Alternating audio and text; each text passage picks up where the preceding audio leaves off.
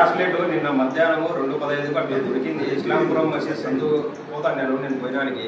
నిన్న ఆదివారం కాబట్టి ఎవరికి తెలియజేయలేదు.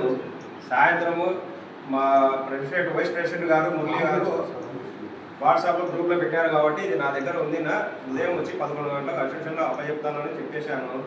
కానీ మన న్యూ ప్రెసిడెంట్కు ఇలియాస్ గారికి ఇచ్చేస్తున్నాను.